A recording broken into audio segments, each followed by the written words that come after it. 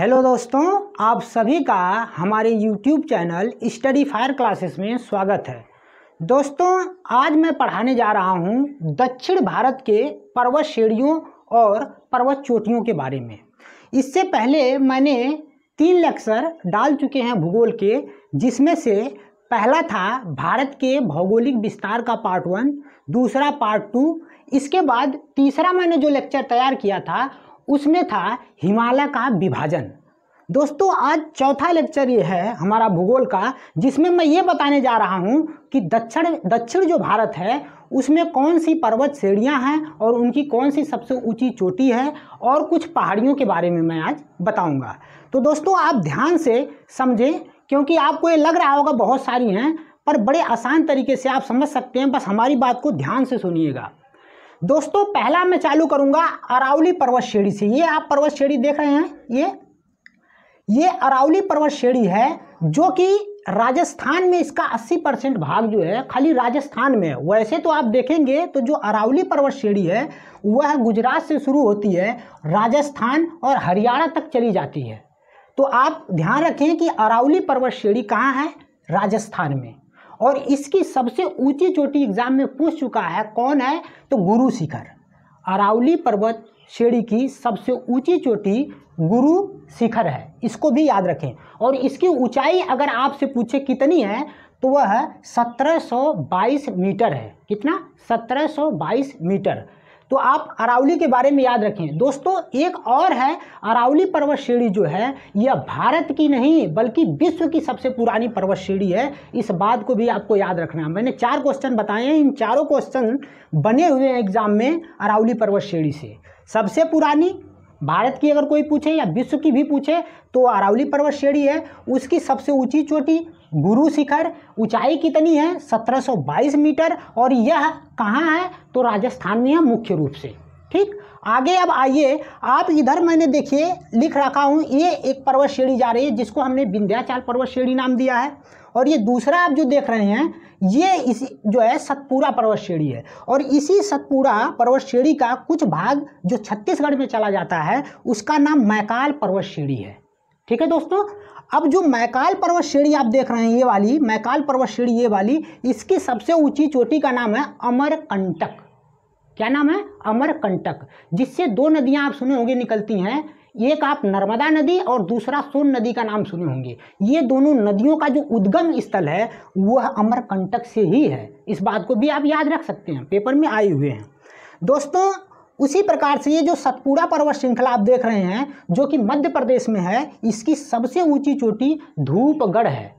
तो आपके एग्जाम में क्वेश्चन जो बनता है वह बनेगा कि धूपगढ़ किसकी सबसे ऊंची चोटी है, किस पर्वत श्रेणी की? तो आप तुरंत कहेंगे सतपुड़ा पर्वत श्रेणी की। और ऊंचाई कितनी है? तो आप याद रखें 1350 मीटर। कितनी? 1350 मीटर। इस बात को भी याद रखें। दोस्तों, ये जो मैंने विंध्याचल और सतपुड़ा पर्वत श्रेणी बना रखे हैं, इसको मैं विस्तार से आपको समझाता हूँ। आप इसको देखें ध्यान से, ये जो फिगर मैंने बना रखे हैं, आप इससे क्वेश्चन बहुत बार आए एग्जाम में, इसलिए इसको समझना बहुत जरूरी है। मैंने जो लेटर लिख रखा है आप देखें, VNST यानी VNST। ये VNST से मैं बता रहा हूँ ये क्या क्या है। V का मतलब है विंध्याचल पर्वत श्रेणी, N का मतलब है नर्मदा नदी, और S का मतलब है सतपुड़ा पर्वत श्रेणी, और T का मतलब है ताप्ती नदी। तो क्वेश्चन ऐसे बनता है कि वह कौन सी पर्वत श्रेणी है जो 2 नदियों यानी नर्मदा नदी और ताप्ती नदी के बीच में है? तो आप कहेंगे सतपुड़ा पर्वत श्रेणी, क्योंकि क्वेश्चन इससे बन चुके हैं। अगर आपसे पूछे कि नर्मदा नदी से ऊपर कौन सी पर्वत श्रेणी में पाई जाती है, तो आप कहेंगे विंध्याचल। और ऐसे भी क्वेश्चन बन चुका है कि जो विंध्याचल पर्वत श्रेणी है और सतपुड़ा पर्वत श्रेणी, इनके बीच में कौन सी नदी बहती है? तो वह है नर्मदा नदी। और मैंने उद्गम स्थल भी आपको बता दिए, अमरकंटक। ठीक है दोस्तों, इस नदी के बारे में और भी क्वेश्चन बनते हैं कि ये ऐसी नदी है जो एस्चुरी बनाती है, यानी ज्वार नद मुख बनाती है। तो वह कौन सी नदी है जो एस्चुरी बनाती है या ज्वार नद मुख बनाती है? तो आप कह सकते हैं नर्मदा नदी। क्यों? क्योंकि इसके दोनों तरफ पहाड़ है, तो जाहिर सी बात है ये ज्वार नद मुख ही बनाएगी, डेल्टा नहीं बना सकती। आइए आगे बढ़ते हैं दोस्तों। इन बातों को मैंने यहाँ ये दिखाया था, पर यहाँ एक्सप्लेन मैंने कर दिया है। आगे अब मैं आपको बताऊंगा, एक जो गुजरात देख रहे हैं, इसमें एक छोटी सी पर्वत श्रृंखला है। आप इसको पहाड़ी भी कह सकते हैं, क्योंकि जो पर्वत चोटी होती है बहुत ऊंची होती है, वहाँ पेड़ पौधे नहीं होते, और जो पहाड़ होता है वह कम ऊंचाई का होता है, उसी को हम पहाड़ बोल देते हैं। बस दोनों में यही फर्क है कि एक की ऊंचाई ज़्यादा होती है, एक की ऊंचाई कम होती है, जहाँ पे पेड़ पौधे पाए जाते हैं, घास भूस पाए जाते हैं। ठीक है, तो ये गिर पहाड़ी है दोस्तों। गिर पहाड़ी जो है मुख्य रूप से गुजरात में है, और इसी के नाम से गिर राष्ट्रीय उद्यान भी गुजरात में है। तो आपसे गिर पहाड़ी पूछे या गिर राष्ट्रीय उद्यान पूछे, दोनों का दोनों कहाँ स्थित है? गुजरात में स्थित है। ठीक है, अब आगे आइए। आप देखेंगे मैंने ये बना रखा है, इसको मैंने लिखा पश्चिमी घाट। आप इसी का दूसरा नाम सह्याद्री भी है। तो आप पश्चिमी घाट पर्वत श्रेणी कहिए या सह्याद्री पर्वत श्रेणी कहिए, ये वाला जो इलाका आ रहा है, और इधर से जो आ रहा है इसको पूर्वी घाट पर्वत श्रेणी कहते हैं। ये पर्वत श्रेणियाँ दोनों जहाँ आके मिल रही, यहाँ मिलती हैं दोनों, इसी को कहा जाता है नीलगिरी की पहाड़ियाँ या नीलगिरी पर्वत श्रेणी। ठीक है, और ये जो नीलगिरी पर्वत श्रेणी आप देख रहे हैं, इसकी सबसे ऊंची चोटी का नाम कई बार पूछा है, वह है डोडा बेटा। क्या नाम है? डोडा बेटा। इस बात को याद रखें, आपसे पूछेगा कि नीलगिरी पहाड़ी जो है उसकी सबसे ऊंची चोटी कौन सी है, तो आप कहेंगे डोडा बेटा। ऊंचाई कितनी है, तो आप कहेंगे 2637 मीटर। 2637 मीटर। इस बात को आपको याद रखना है दोस्तों। ये नीलगिरी जो पर्वत है ना, ये बहुत ही इंपॉर्टेंट है, इससे क्वेश्चन कई बार पूछ चुका है, और इसको कहा जाता है, नीलगिरी की पहाड़ी को कहा जाता है पहाड़ियों की रानी। यानी पहाड़ियों की रानी के नाम से किस पर्वत श्रेणी को जाना जाता है, तो आप कहेंगे नीलगिरी पर्वत श्रेणी को। इस बात को याद रखिए दोस्तों। इससे नीचे आप आएंगे तो आप देखेंगे ये जो बना हुआ है, मैंने बनाया है, इसको कहा जाता है अन्नामलाई की पर्वत श्रेणी। क्या? अन्नामलाई की पर्वत श्रेणी। इसको याद रखिए। देखिए नाव थोड़ा से नाम गड़बड़ हो सकते हैं, थोड़ा सा टेढ़े मेढ़े हैं, लेकिन इसको याद रखना है क्योंकि इससे क्वेश्चन कई बार आ चुके हैं। क्या नाम है? अन्नामलाई पर्वत श्रेणी, जिसकी सबसे ऊंची चोटी पूछ चुका है। सबसे ऊंची चोटी अनाईमुडी है। क्या है? अनाईमुडी, या इसी को अनामुडी भी कहते हैं। अनाईमुडी कहिए या अनामुडी कहिए, जिसकी ऊंचाई है 2695 मीटर। कितना? 2695 मीटर। तो आप, मैंने ऊपर बताया नीलगिरी पर्वत श्रेणी, नीचे बताया अनाईमुडी। ये जो तीसरा आप देख रहे हैं, इसको इलायची की पहाड़ी के नाम से जाना जाता है। दोस्तों आपको बताऊं तो इसका दूसरा नाम कार्डम की पहाड़ी भी है। तो या तो इलायची की पहाड़ी कहिए या कार्डमम की पहाड़ी कहिए, दोनों नाम इसका एक ही, ये पर्वत श्रेणी दोनों का नाम एक ही है। ठीक है दोस्तों, इससे देखिए, अब ये मैंने बता दी। इधर आपको दिख रहा होगा श्रीलंका। दोस्तों पिछली बार जब सीजीएल का पेपर हुआ था, तो उस सीजीएल के पेपर में एक क्वेश्चन बना था कि श्रीलंका की सबसे ऊंची चोटी का नाम क्या है। तो मैंने सोचा कि अब श्रीलंका दिख गया तो आपको बता ही दूं कि श्रीलंका की सबसे ऊंची चोटी माउंट पेड्रो है। क्या है? Mount Pedro. इस बात को याद रखें, मैंने इसको लिखा नहीं है, पर आपको ध्यान रखना है, कुछ बातें दिमाग में भी रखनी है। ठीक है, तो ये माउंट पेड्रो, इसको याद रखना है आपको। दोस्तों ये जो देख रहे हैं आप, छोटे छोटे द्वीप हैं, इसको द्वीपों का समूह है, इसी को कहा जाता है अंडमान और निकोबार द्वीप समूह। क्योंकि कई द्वीप हैं, उनका समूह है, इसीलिए हम इसका नाम देते हैं अंडमान निकोबार द्वीप समूह, जिसकी सबसे ऊंची चोटी बहुत बार आ चुका है दोस्तों, है उसका नाम सैंडल पीक। क्या है? सैंडल पीक नाम से जाना जाता है, और उसकी ऊंचाई जो है 737 मीटर है। ठीक दोस्तों, इस बात को भी याद रखें आप। दोस्तों अब आप इधर आएंगे तो ये देखेंगे लक्षद्वीप है, ये भी एक द्वीप है, लक्षद्वीप है, कई द्वीपों का ये भी एक समूह है। आप देखेंगे इसकी सबसे ऊंची चोटी है नारचो। क्या नाम है? नारचो। इसको कई बार जब आप बोलेंगे तो ऑटोमेटिक ये चीज़ें आपको रिवाइज हो जाएंगी। बहुत ज़्यादा बोझा लेके नहीं पढ़ाई करने हैं, मजे के साथ पढ़िए, ये सारी चीज़ें याद हो जाएंगी। क्या है? सबसे ऊंची चोटी अगर लक्षद्वीप का पूछे तो नारचो है, जिसकी ऊंचाई जो है 752 मीटर है। कितनी है? 752 मीटर। दोस्तों ये हमने ये दिखा दिया, अरब सागर है, नीचे हिंद महासागर है, इधर आप जानते हैं बंगाल की खाड़ी है, ये सारी चीज़ें तो आप इतना तो कॉमन जानते होंगे भारत के बारे में। दोस्तों अब मैं थोड़ा इधर आता हूँ। आप देखिए मैंने कुछ चीज़ें यहाँ लिख रखे हैं, इसको भी समझना बहुत ज़रूरी है आपको। ये जो सतमाला पहाड़ी है और हरिश्चंद्र पर्वत श्रृंखला है, ये दोनों का दोनों महाराष्ट्र में पड़ता है। तो आपसे ऐसे पूछ सकता है कि जो सतमाला पहाड़ी है या हरिश्चंद्र पर्वत श्रृंखला है, ये किस राज्य में पड़ता है? तो आप कहेंगे महाराष्ट्र राज्य में पड़ता है। क्वेश्चन ऐसे बन जाते हैं कभी कभी के, जब उसको कॉम्प्लेक्स बनाना पड़ता है तो ऐसे क्वेश्चन बनते रहते हैं। उसी तरह बालाघाट पर्वत श्रृंखला महाराष्ट्र से लेकर कर्नाटक तक फैला हुआ है, यानी जो बालाघाट पर्वत श्रृंखला है वो महाराष्ट्र राज्य से लेकर कर्नाटक राज्य तक फैला हुआ है, और जो गोदावरी नदी और भीमा नदी के बीच जल विभाजन का कार्य करता है। तो पूछे कोई अगर कि गोदावरी नदी और भीमा नदी के बीच जल विभाजन का कार्य कौन सी पर्वत श्रेणी करती है? तो आप कहेंगे बालाघाट पर्वत श्रेणी। कौन? बालाघाट पर्वत श्रेणी। इन चीज़ों को दोस्तों याद एकदम रखने हैं। आइए अब मैं कुछ विंध्याचल, क्योंकि मैं विंध्याचल के बारे में बढ़िया से इसमें दिखा नहीं पाया क्योंकि जगह कम थी, इसलिए मैंने यहाँ लिख रखा है। इस चीज़ को आप फोकस करें कि जो विंध्याचल पर्वत श्रेणी है दोस्तों, ये पर्वत श्रेणी बहुत पुरानी और मोड़दार है, जो कि गुजरात, मध्य प्रदेश, उत्तर प्रदेश और झारखंड राज्य तक फैली हुई है। ठीक है, और इनको मध्य प्रदेश और उत्तर प्रदेश में फैले इसके कुछ हिस्से को भारनेर की पहाड़ी के नाम से जाना जाता है। तो भारनेर की पहाड़ी अगर कोई पूछे तो आप बता सकते हैं कि मध्य प्रदेश और उत्तर प्रदेश के कुछ हिस्सों में इसे भारनेर की पहाड़ी के नाम से जाना जाता है। किसको? ये विंध्याचल पर्वत श्रेणी के ही हिस्सा है, इस बात को याद रखें।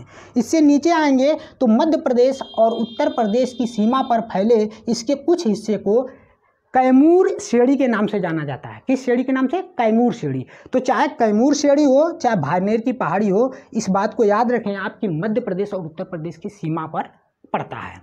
ठीक है, इस बात को भी आप याद रखें क्योंकि ये चीज़ें कई बार आ चुकी हैं।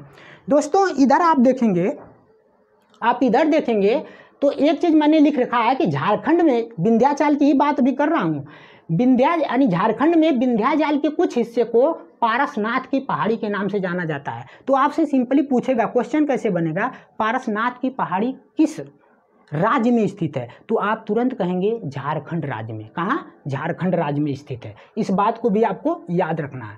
दोस्तों आप देख रहे हैं अरुणाचल प्रदेश, मैंने यहाँ एक पर्वत श्रेणी बना रखा है नामचा बरवा पर्वत। नामचा बरवा पर्वत अगर पूछे कि नामचा बरवा पर्वत कहाँ है, तो आप कहेंगे नामचा बरवा पर्वत अरुणाचल प्रदेश में पड़ती है। ठीक दोस्तों, इसी तरह से आप नीचे आएंगे, ये देखिए मैंने एक पर्वत श्रेणी बना रखी है। ये दोस्तों बहुत महत्वपूर्ण है, बहुत ज़्यादा, इसलिए इस पर आप मुख्य रूप से फोकस करें। इसका नाम है आराकान योमा पर्वत श्रेणी। क्या? आराकान योमा पर्वत श्रेणी। ये जो आराकान योमा पर्वत श्रेणी है दोस्तों, ये पूछता है कि किनके किनके बीच में सीमा बनाती है, किन दो देशों के बीच में सीमा बनाती है। तो वह दो देश हैं, एक भारत, दूसरा म्यांमार। तो भारत और म्यांमार के बीच में सीमा बनाने वाली पर्वत श्रेणी को आराकान योमा पर्वत श्रेणी कहा जाता है। और इसकी सबसे ऊंची चोटी अगर पूछे तो आप कहेंगे माउंट विक्टोरिया। क्या? Mount Victoria. इस बात को ध्यान रखें आप, ये सारी चीज़ें बहुत ज़रूरी हैं। दोस्तों इस बार जब एनटीपीसी पेपर हुआ था तो उसमें मीजो पहाड़ी से एक क्वेश्चन आ गया था पेपर में, इसलिए आप ध्यान रखें कि ये जो है, आप देखेंगे ये जो राज्य मैंने बना रखा है ये मिजोरम है। क्या? मिजोरम। इधर आप देख रहे हैं त्रिपुरा, जो कि बांग्लादेश से तीनों तरफ से घिरा हुआ है। तो आप मीजो पहाड़ी की मैं बात कर रहा था कि मीजो पहाड़ी की सबसे ऊंची चोटी का नाम क्या है? तो इस जो मीजो पहाड़ी है इसका सबसे ऊंची चोटी ब्लू माउंटेन है। क्या नाम है? Blue mountain. इसका दूसरा नाम भी है दोस्तों, इसको आप एक बार सुन लें ताकि आपको दिमाग में रहेगा। इसका दूसरा नाम है फवंग पुई। क्या? फवंग पुई। तो या तो ब्लू माउंटेन कहिए या तो फवंग पुई कहिए, दोनों नाम इसके पेपर में पूछे जा चुके हैं। दोस्तों इस बात को आप ध्यान रखें। उसी तरह से आप ये आइए, मैंने दिखा रखा है तीन जो है पर्वत श्रेणियाँ छोटी छोटी दिखा रखा है। ये दोस्तों ये पर्वत श्रेणी जो है आप देखेंगे तो मुख्य रूप से ये मेघालय के हिस्सा है, मेघालय में है। आप सुने होंगे गारो खासी जयंतिया पहाड़ियाँ। इससे क्वेश्चन बनता है कि गारो खासी जयंतिया पहाड़ियाँ किस राज्य में हैं? तो आप तुरंत कहेंगे मेघालय राज्य में है। कहाँ है? मेघालय राज्य में। इस बात को याद रखें। दोस्तों अब ये सैंडल पीक के बारे में मैंने आपको बता रखा है। अब ये 2 पॉइंट इधर आप देखेंगे मैंने लिख रखा है, इसको हाईलाइट कर रखा है, आप इसको समझें। अगर खाली आपसे ऐसे पूछे कि नल्ला मलाई की पहाड़ी किस राज्य में स्थित है, तो आप कहेंगे आंध्र प्रदेश राज्य में। आंध्र प्रदेश को आप देख रहे होंगे, नक्शे में देखेंगे तो आपको नीचे मिल जाएगा, ये एरिया जो है आंध्र प्रदेश इधर पड़ता है। तो नल्ला मलाई की पढ़ाई जो है पहाड़ियाँ कहाँ है, तो आप कहेंगे आंध्र प्रदेश में। उसी तरह जावदी पहाड़ी के बारे में अगर पूछे कि जावदी पहाड़ी कहाँ है, तो आप बताएंगे तमिलनाडु में। कहाँ? तमिलनाडु में। ये दोनों अलग से आप इसको याद रखें।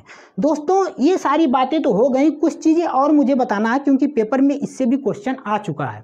आप ये नीचे श्रीलंका को देख रहे हैं जिसकी सबसे ऊंची चोटी मैंने आपको बता दिया, माउंट पेड्रो। दोस्तों यहाँ एक नदी बहती है, उस नदी के बारे में इस बार आ गया था कि श्रीलंका की सबसे लंबी नदी का नाम क्या है, तो आप याद रखें इसकी सबसे लंबी नदी महावेली गंगा है। आप गंगा लगाएं या न लगाएं लास्ट में, लेकिन महावेली आपको याद रहना चाहिए, महावेली गंगा। तो इस बात को भी आप याद रखें क्योंकि इससे क्वेश्चन।